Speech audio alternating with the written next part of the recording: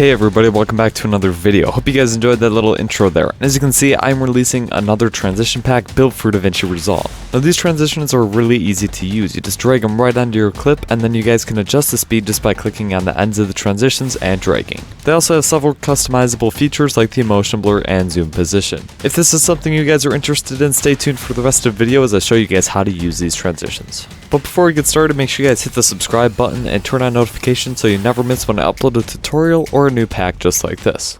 And as I said, this pack is completely free, but if you guys would wish to support me, there's a link down below to where you guys can do that. Alright, but let's get into how to make these. So I'm just going to grab two of the clips that I used, okay? So I'm just going to grab this basketball one here, and then I'll grab this one, okay? Just have them on my timeline here. What you're going to want to do is trim a little bit off the ends that you want to do your transition. As you can see, if I click on it, there's this white box. And if I bring it all the way to the end, that's as far as the clip can go. So I want to trim a little bit off, okay? And I'll do this on both of them. And I'll just get it to the spot that I want the clip to be at. If you don't cut anything off, the transition will not work. You will not be able to drag it on as it needs a little bit of overlap. And as you can see, I have plenty of overlap to make them as long as I want. So now let's just play this, and as you can see, it goes from there, and then it comes to this shot, okay? So what we're going to do is go ahead and find the transition that we want. So I'm going to use a spin transition. So let's come over to our effects library, come to the toolbox, then video transitions, and then just search JW. Now as you can see, we have all my fusion transitions down here, and I'm going to pick these spin right, okay? If I place that on, as you can see, there's this little red line that appears. Now you will not have this right away.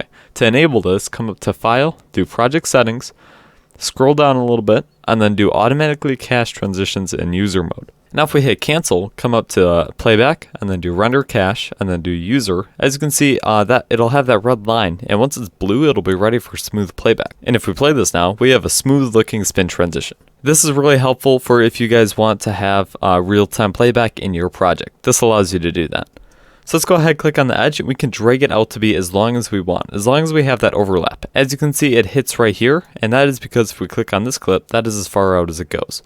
But now that's as big as it can be. So let's go ahead and play this. And as you can see, the motion blur is a little bit intense. And that's because of how the motion blur works. If we click on the transition, over in the inspector, under Fusion, we'll have the few controls.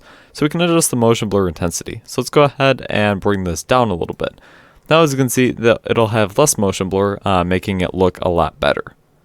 You guys can also make it a lot shorter, which I'm going to do. I'm going to keep it about 1 second, okay? That's the default that they import at. So something like that. And we'll have the motion blur all the way down at 0. So it's kind of backwards. 0 is full motion blur and 1 is no motion blur. So there we go, we got our transition. But now we have the spin anchor. So let's go ahead and just, for this example, let's put it at 1 and then 1, okay? And now if we play this, as you can see, it rotates off the top of the clip. And that's how Fusion works with its coordinates. The X is going to be side to side, the Y is going to be up and down. For X, 0 is going to be the left and 1 is going to be the right. For Y, 0 is going to be the bottom and 1 is going to be the top. So let's say we want the top left corner. So that would be on the X, 0, but on the Y, it'd be 1. So if we change that and play it now, as you can see, it rotates off the top corner. You guys could also stop mid-transition and then go into this and start playing around with the settings to see where you guys want this to rotate off of. But for this example, I'm just going to be leaving it at its default. And what I want this to do is kind of rotate off of where the basketball is right about at this frame. So let's go ahead and just move it off to the side a little bit. I'm going to say about 0.25. Okay, and maybe bring the Y down a little bit. There we go. So now as you can see, it kind of rotates off of where that ball is at. You also have that for the zoom transitions. You can choose the point in which it zooms into.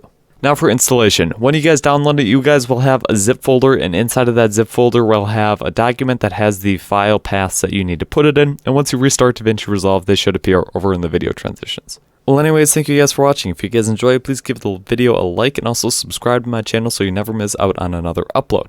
If you guys enjoyed this plaque, please let me know down in the comments and also possibly by supporting me. Well, I'll see you guys next time for another video.